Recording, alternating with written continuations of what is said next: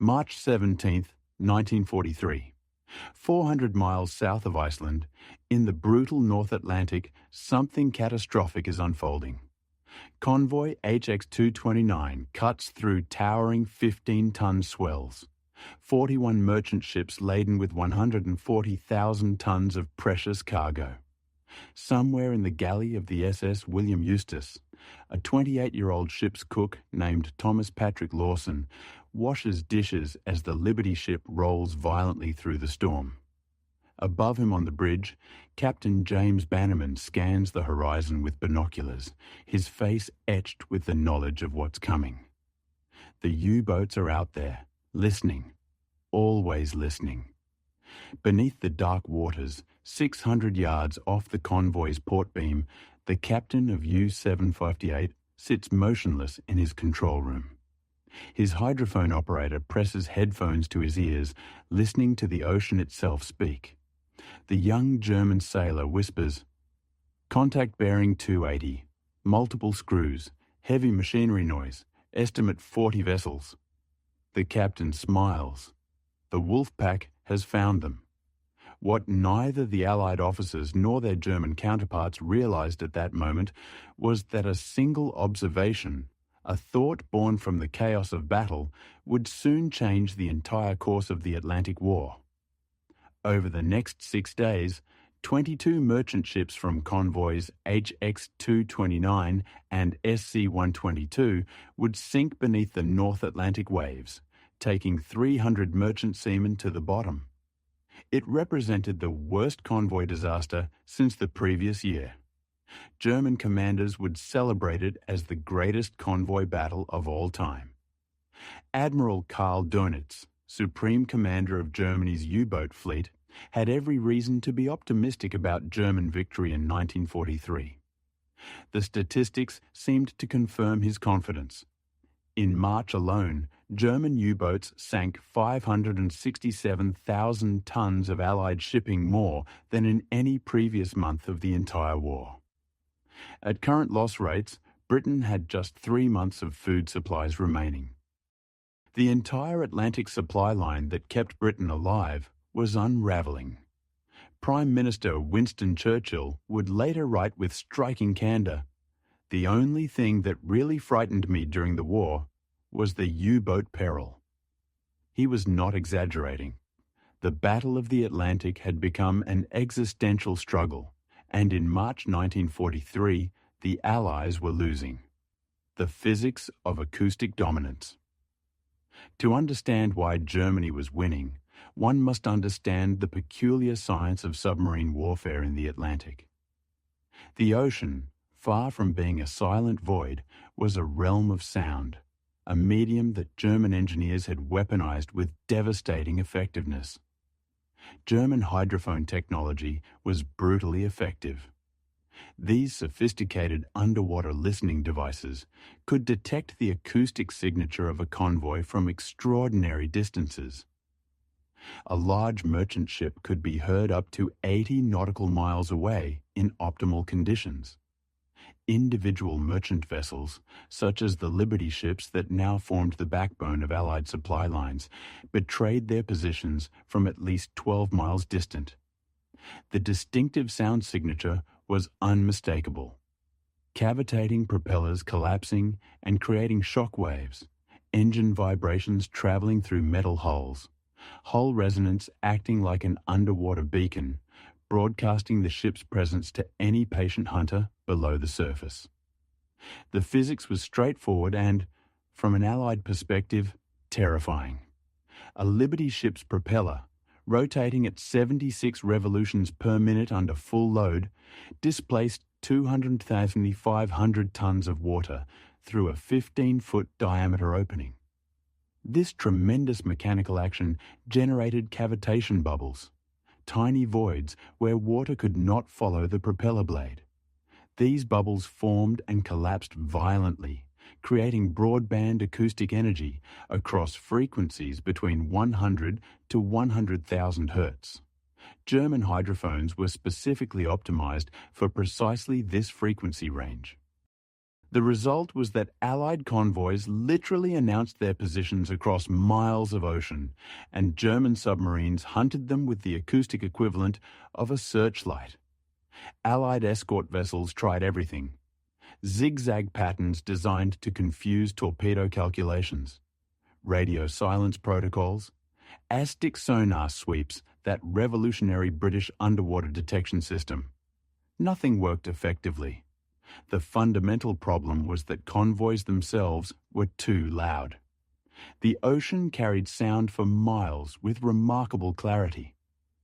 German U-boats, hunting in coordinated wolf packs, simply sat silent at 400 feet beneath the surface, listening passively with their hydrophones, waiting for the perfect firing position to emerge from the acoustic darkness.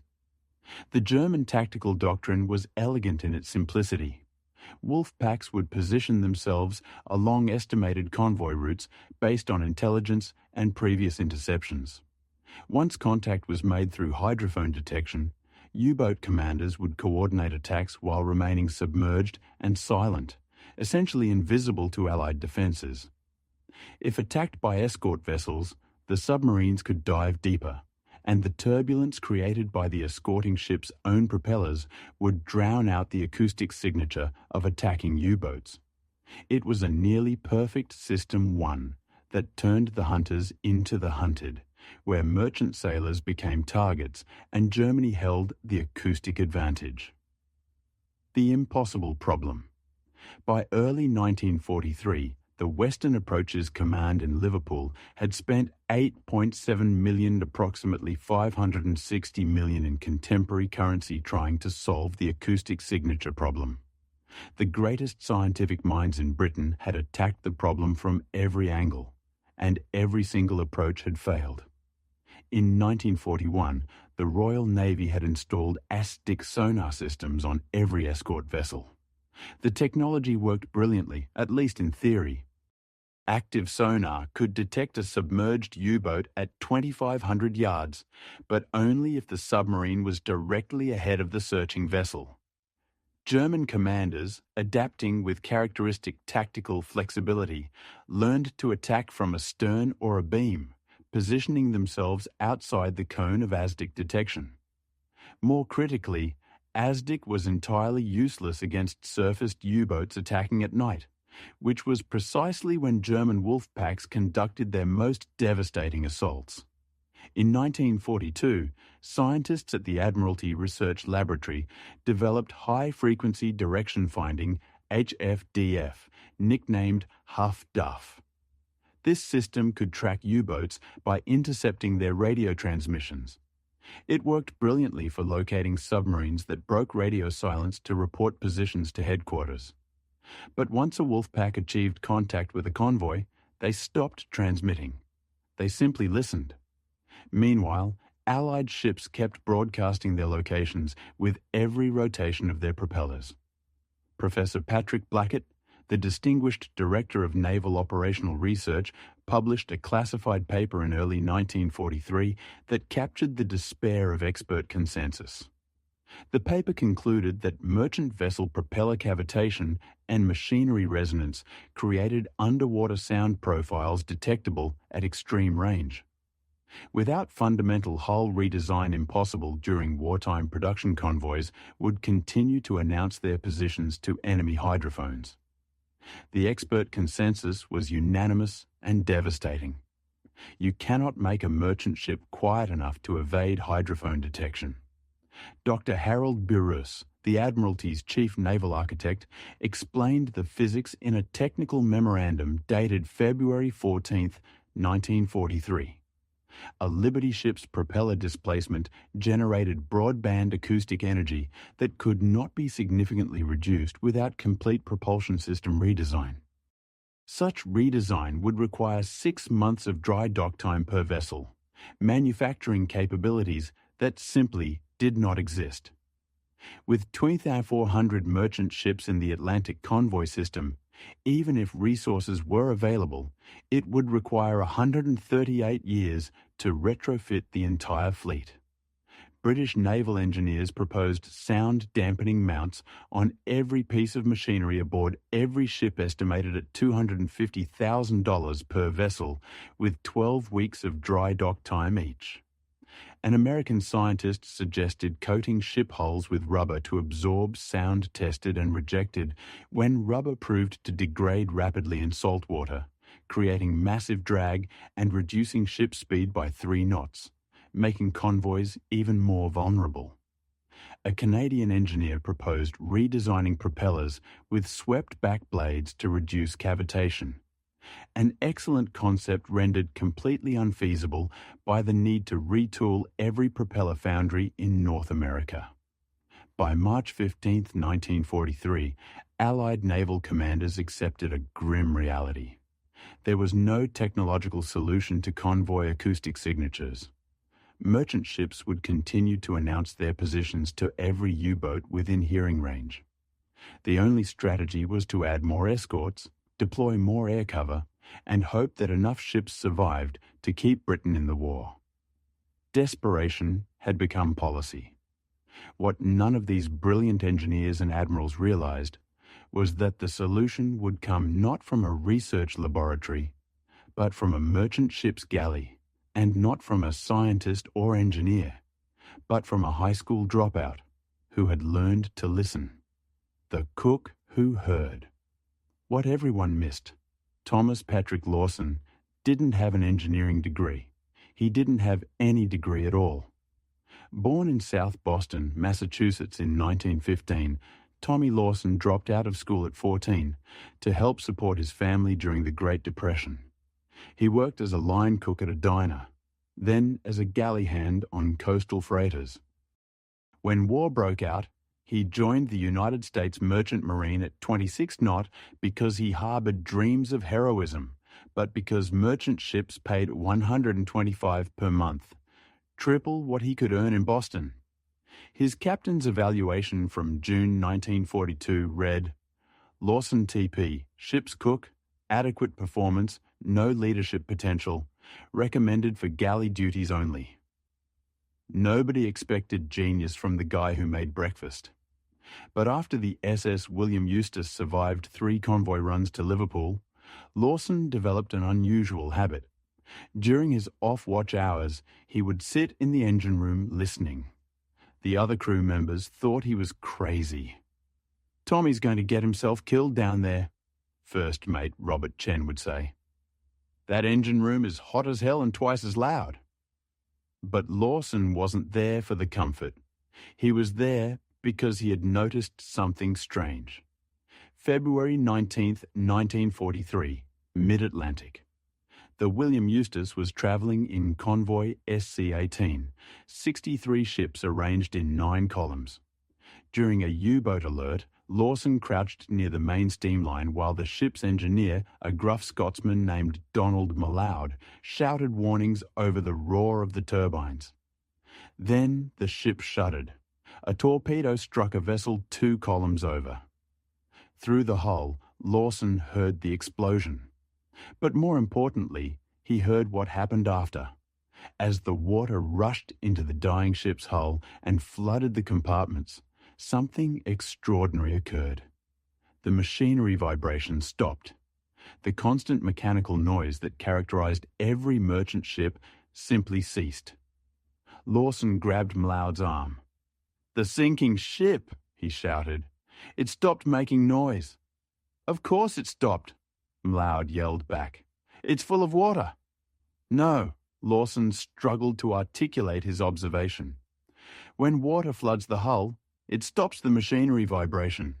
The U-boats can't hear it anymore." M'Leod stared at him with barely concealed contempt. Then understanding flickered across his face. "So, what if we could flood parts of our ship on purpose? Not enough to sink us, just enough to silence the machinery noise." M'Leod's expression shifted immediately to dismissal. "That's the stupidest thing I've ever heard. Get back to your galley." But Lawson couldn't let the idea go. For 2 weeks, he sketched diagrams in a notebook during his spare time. Water-filled chambers around the propeller shaft, ballast tanks positioned against machinery mounts, controlled flooding systems that would dampen vibrations without sinking the ship. He showed the sketches to M'Leod, who dismissed him. He showed them to the first mate, who laughed. He showed them to Captain Bannerman, who sighed and said, "Son, I appreciate your initiative, but leave the engineering to the engineers." Nobody took the cook seriously. In the hierarchical world of military vessels, a merchant marine cook had no standing to propose engineering solutions. But Lawson had one critical advantage. He understood something that the engineers had missed. You didn't need to stop the noise at its source. You just needed to stop it from reaching the ocean. The unauthorized test March 24th, 1943. The William Eustace docked in Liverpool. Lawson had 48 hours of shore leave. He made a decision that was completely unauthorized, possibly career-ending, and definitely insane. He walked into the Western Approaches Command Headquarters and asked to speak to an admiral about U-boats. He didn't get to see an admiral. He got arrested.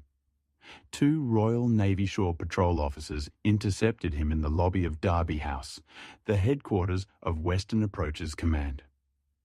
"You can't be here, mate," one of them said, grabbing his arm. "This is a restricted military facility." "I need to talk to someone about convoy noise," Lawson insisted. "I have an idea." "Everyone's got ideas, Yank," the other officer said. "Clear off."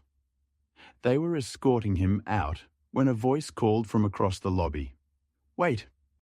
The speaker was Commander Peter Gretton, a 29-year-old Royal Navy officer who had commanded escort groups for 2 years. He had just returned from convoy ONS-5, where he had lost 13 merchant ships to wolf packs. He was exhausted, furious, and desperate for any tactical edge. "What did you say about convoy noise?" Gretton asked. Over the next few minutes, Lawson explained his observation. The sinking ship going silent. Water absorbing vibrations better than air. Small controlled chambers around the propeller shaft, bearing against the engine mounts. Acoustic insulation created through water displacement. When Lawson finished, Gretton said, "That's the most ridiculous thing I've heard this month. Water inside a ship is called sinking." "Not if you control it," Lawson said quietly. Small chambers around the propeller shaft bearing against the engine mounts. You're not flooding the whole ship, just creating acoustic insulation. Gretton paused. Something in the concept clicked. "Say that again." "Acoustic insulation." "Water absorbs vibration better than air," Lawson said. "If you position water-filled chambers against—" "I know what acoustic insulation is," Gretton interrupted. "Come with me." March 25th, 1943. HM Dockyard, Liverpool. Gretton brought Lawson to the Flower-class corvette HMS Sunflower, currently in dry dock for repairs. "If this works, and that's a massive if we test it here, small scale." "No one needs to know," Gretton said. Over 3 days, Lawson, Gretton, and the Sunflower's engineer, Lieutenant James Whitby, jury-rigged a prototype.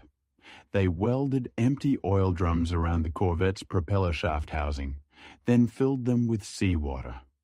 They positioned sandbags to simulate water weight against the engine mounts. It was crude. It was ugly. According to every regulation in the Royal Navy, it was completely unauthorized. March 28th, 1943. First test. HMS Sunflower motored out into the Mersey River at low speed. The submarine HMS Trespasser, participating in this unauthorized experiment, submerged 500 yards away with hydrophones active. Lawson stood on Sunflower's deck, barely breathing. Trespasser surfaced and signaled, "Heard you clear as day. Engine noise? Propeller cavitation. Same as always. Failure." Whitby muttered, "Told you it was bloody stupid." But Lawson noticed something. "We filled the drums when the ship was in dry dock. They're not full now. They've drained through the seams. We need to seal them. Make them watertight. Gretton ran his hand through his hair. If the Admiralty finds out I'm modifying a warship without authorization, I'll be court-martialed. If the Admiralty finds out U-boats are sinking 20 ships a week because we're too proud to test a cook's idea, we lose the war, Lawson said quietly. Gretton stared at him for a long moment. 3 more days. Then this experiment ends. They worked around the clock. They welded sealed steel chambers. They added water-filled rubber bladders against engine mounts and steamline supports. They created what naval engineers would later call liquid acoustic dampening. April 2nd, 1943. Second test. HMS Sunflower motored at full speed. HMS Trespasser submerged 1,000 yards away. Minutes passed. No signal. Trespasser surfaced. The submarine captain reported, "We lost you at 400 yards. Hydrophones picked up nothing but ambient ocean noise." Gretton's face went white. "Say that again. At 400 yards, you disappeared. Whatever you did to that ship, it works." Lawson closed his eyes. His hands were shaking. "It works," he whispered. The test that changed everything. April 3rd, 1943.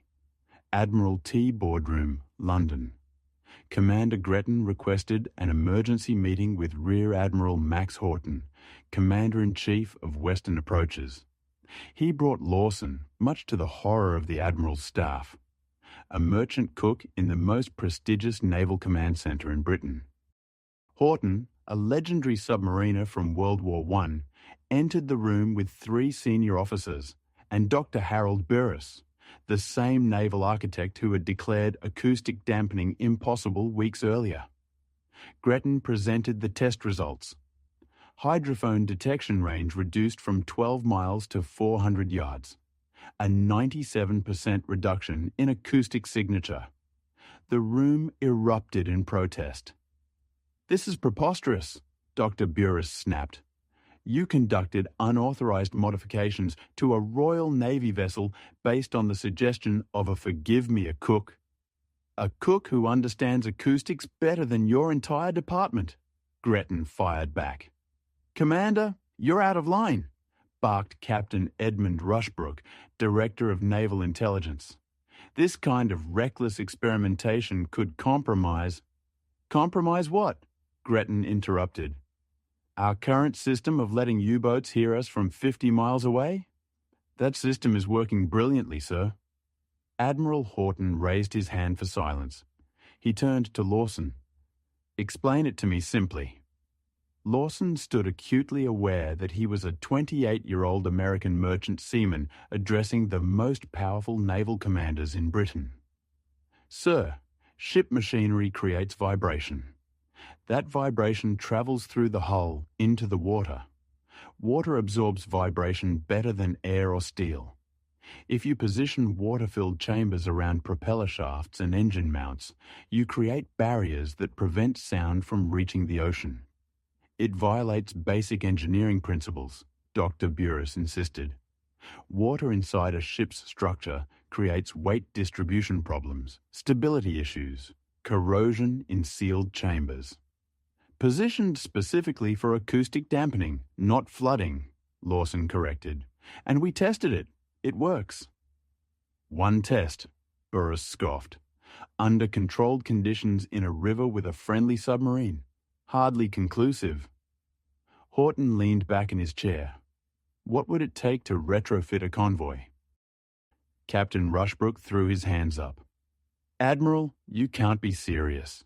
This would require modifying hundreds of ships, diverting resources, installing unproven technology." "Based on test results," Gretton interrupted.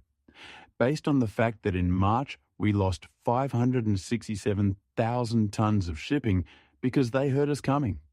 Based on the fact that if we don't do something different, we lose the war by autumn." The room fell silent. Dr. Burris spoke carefully.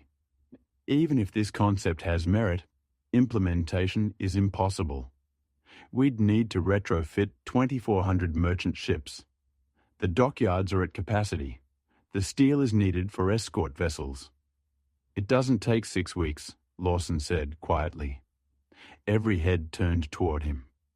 The prototype on Sunflower took 3 days. It's not complex engineering. You're welding sealed chambers around existing structures and filling them with water. Any dockyard crew can do it. Any ship's engineer can maintain it. Rushbrook leaned forward. And if it fails? If we divert resources to this experiment and it doesn't work in combat conditions, we've wasted weeks we don't have. If we don't test it, we've already lost, Gretton said. Admiral Horton stood. Everyone else immediately rose. The Admiral walked to the window, staring out at the Thames. Finally, he turned. Commander Gretton, you'll retrofit 6 merchant ships in convoy on 184, departing Liverpool in 8 days. Mr. Lawson, you'll supervise installation and train the engineers. Dr. Burris, you'll provide technical support even if you think this is insane. If it works, we implement fleet-wide.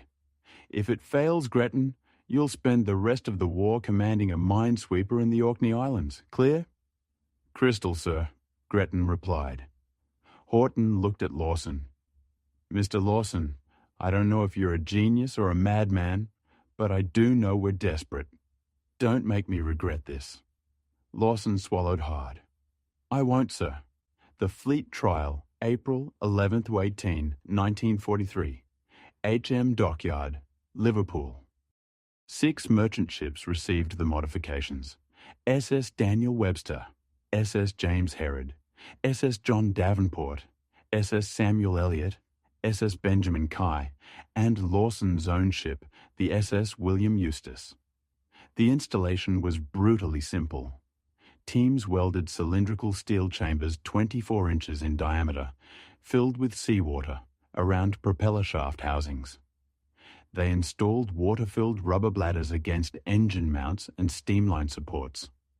Total added weight per ship, 18 tons. Total installation time, 64 hours per vessel.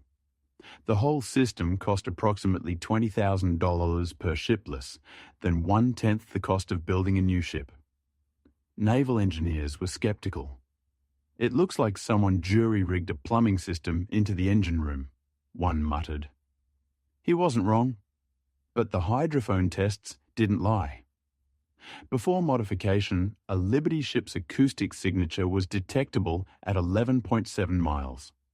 After modification, 0.4 miles. The ships had become 29 times quieter. April 22nd, 1943. Convoy on 184 departed Liverpool.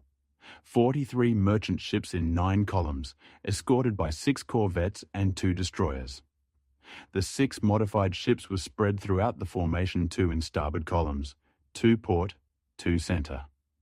No one told the convoy commodore about the experiment. If U-boats attacked, the test would happen under real combat conditions. German naval intelligence had tracked the convoy departure. 37 U-boats of the MESA group deployed in patrol lines across the expected route. April 25th, 1943, 2:14 a.m., aboard U-264. Captain Lookman studied his charts. His hydrophone operator had been tracking convoy sounds for 6 hours. Contact weakening, sir. Call sign original bearing 290, but signal intermittent. Some ships very loud, some almost silent. Lookman frowned. Intermittent? That's impossible. Either you hear a convoy or you don't. Yes, sir, but I'm tracking multiple signatures. Some ships clear at 40 kilometers. Others disappear at 5 kilometers.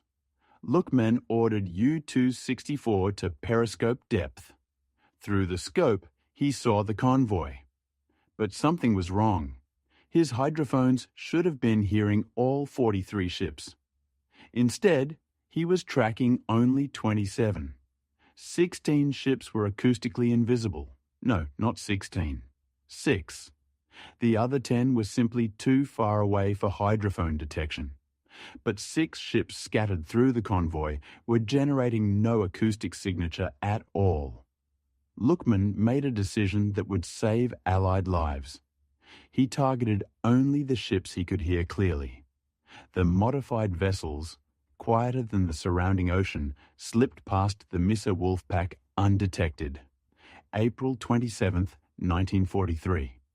600 miles west of Ireland, the Missa Wolfpack achieved contact with ON-184. Over 18 hours of attacks, they sank 9 merchant ships. It was a brutal loss. 3,200 men in lifeboats, 47,000 tons of cargo on the ocean floor. But here was the critical statistic. Of the 9 ships sunk, 0 were modified vessels.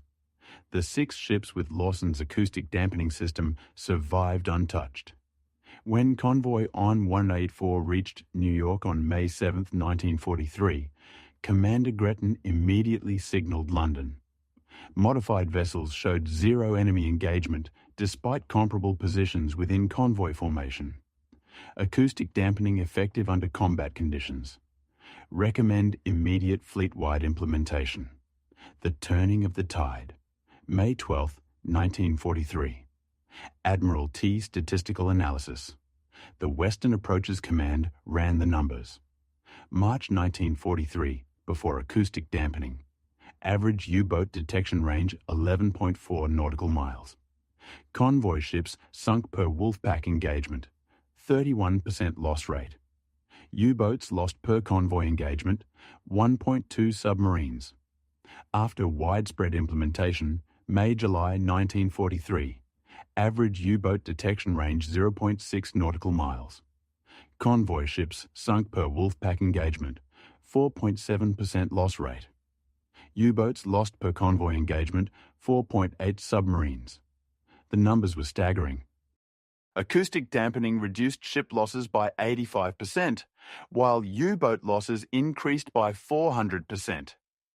U-boats that previously detected convoys from 50 miles away now had to approach within half a mile, bringing them directly into ASDIC range, radar range, visual range. Wolfpack tactics collapsed entirely because submarines could no longer coordinate attacks on targets they couldn't hear. The technological advantage had shifted with stunning abruptness. May 24, 1943. Black May. German records called May 1943, Schwarzer Mai, Black May. The Kriegsmarine's U-boat fleet suffered catastrophic losses. 41 U-boats were destroyed during the month, 25% of Germany's operational submarine force. Grand Admiral Karl Dönitz, commander of the U-boat fleet, wrote in his war diary with barely concealed despair, "The enemy has achieved technical supremacy in acoustic detection, which has robbed U-boats of their most effective weapon, surprise attack. Convoys have become nearly invisible to hydrophone surveillance. We can no longer predict attack positions. The old certainties have vanished." By July 1943, 847 Allied merchant ships had received acoustic dampening modifications. Installation time dropped to 48 hours per ship as crews perfected the technique. The system cost approximately $20,000 per vessel, less than 1/10 of the cost of building a replacement ship. From May through December 1943, Allied merchant ship losses totaled 329 vessels, down from 729 in the previous 8 months. German U-boats destroyed, 237 submarines. Estimated lives saved, 4,200 merchant seamen who would have perished in sinkings. The Battle of the Atlantic had not been won. It would continue until May 1945. But the tide had turned irreversibly. U-boats, once the hunters, had become the hunted. The convoys that were supposed to be doomed had been saved not by brilliant engineering, but by one man's willingness to listen and the courage to speak what he had heard. Legacy and recognition. The acoustic dampening system became standard equipment on all US Navy surface vessels. It evolved into the Prairie Musker noise reduction system, still used on American warships today. Modern Prairie systems use compressed air bubbles instead of static water chambers, but the principle remains identical. Create acoustic barriers to mask machinery noise. The humble water-filled drums welded into a Corvette's engine room in 1943 had become the foundation of 21st century naval stealth technology. Thomas Patrick Lawson received the British Empire Medal in June 1945 at a quiet ceremony in London. He refused interviews. He refused publicity. When the New York Times requested an interview in 1947, he declined, saying, "I just noticed something and mentioned it. Other people did the real work." After the war, Lawson returned to Boston and opened a small diner in Dorchester. He married, had 3 children, and never spoke publicly about his contribution to the Battle of the Atlantic.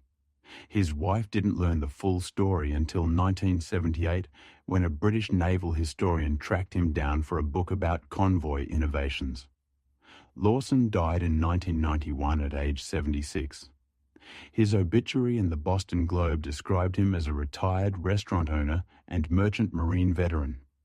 It made no mention of the acoustic dampening system, the 4,200 lives saved, or the fact that a high school dropout had changed naval warfare forever.